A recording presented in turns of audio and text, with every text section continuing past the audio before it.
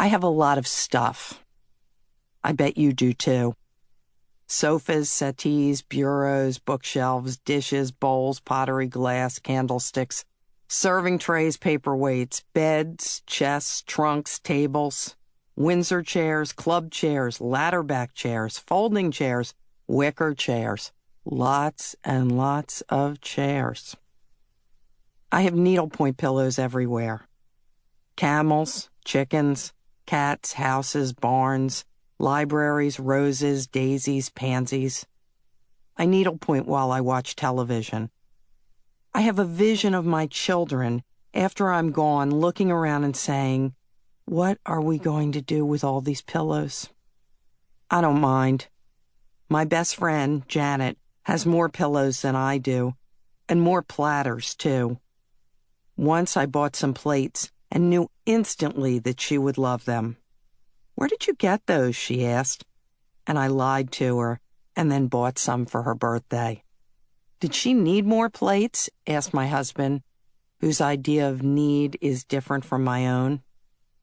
In the city, I have lots of stuff on the walls. Modern art, traditional art, landscapes, photographic prints. Eclectic. In the country, I have samplers. The blessing of the home is contentment.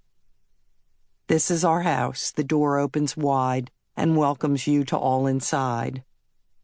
I have a large piece of framed embroidery that shows a woman with bobbed hair and an apron holding a tray with a tea service. A good housewife makes a good home, this one says. Lots of people who come to our house, knowing my politics, think it's ironic. It's not ironic. I didn't have all this stuff when I was young and single. None of us did. It was a big deal to have blinds and coffee mugs. Many of the guys I knew didn't. They'd tack a sheet over the bedroom window, drink from styrofoam. My first apartment was pretty typical. I had a small, uncomfortable sleeper sofa, a bentwood rocker, a coffee table that was actually a trunk, didn't everyone in 1976, and a set of bookshelves. I was proud of those bookshelves. Many of my friends still used plastic egg crates or plywood and cinder blocks. In the bedroom, I had a chest of drawers and a desk that was too low for an adult, at which I would hunch over my old manual Smith Corona typewriter, my knees contorted beneath. I had swapped the twin bed of my girlhood for a double bed, which children nowadays, raised on queen-size beds from 7th grade, the first generation of middle-class kids who trade down when they arrive in college dorms, can scarcely imagine. I was proud of that double bed. Many of my friends had futons. That was more or less it.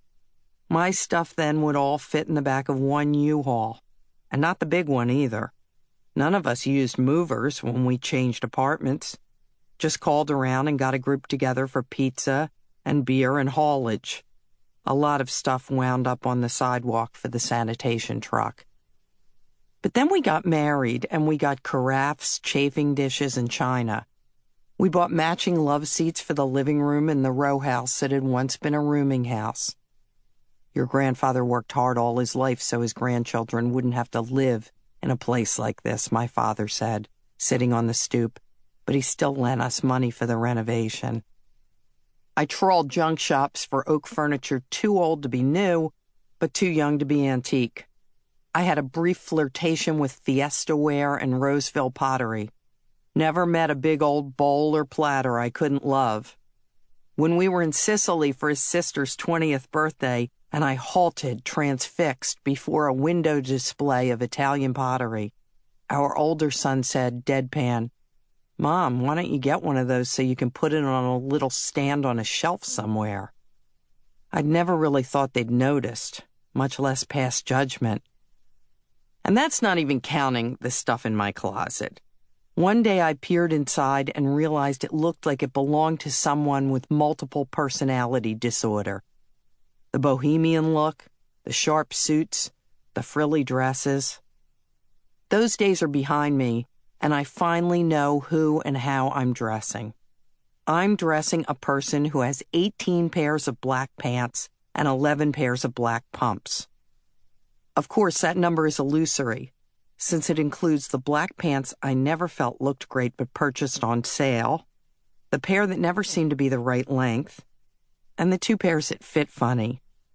Not too big or too small, just funny. Naturally, there are 2 pairs of the shoes that I wear all the time because they're comfortable, and 1 pair that I wear on occasion because they are great looking and my toes don't go entirely numb for at least 3 hours.